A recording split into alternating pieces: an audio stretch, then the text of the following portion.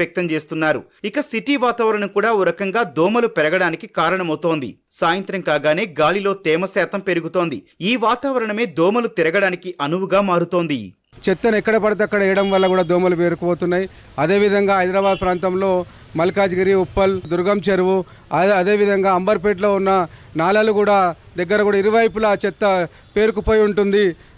పేరుకుపోయడం వల్ల దోమల బెడద ఎక్కువగా అయిపోతుంది. విపరీతమైన దోమలు ఉన్నాయి. అసలు ఇప్పటి వరకు దోమలు అసలు ఎప్పుడు జూలో చిరునప్పుడు అంత దోమలు ఇళ్లలో ఉండనిస్తలేవు దోమలు.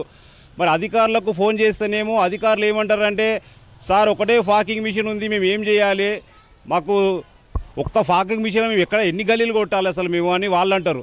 అధికారులు వెంటనే స్పందించి ఒక 4-5 ఫాకింగ్ మిషన్లు తెచ్చి ప్రతి బస్తీలకు మరి ఫాకింగ్ మిషన్ కొట్టించే విధంగా చర్యలు తీసుకోవాలి. ఎక్కడికైనా వెళ్ళాలని కూరగాయలు తీసుకోవాలన్నా కానీ నించోలేకపోతున్నాం అసలు ఈ దోమల బెడదతోని. ఇంతకుముందు ఎన్నడూ ఇంత ఘనము లేకపోతుండే ఈ దోమల సమస్య.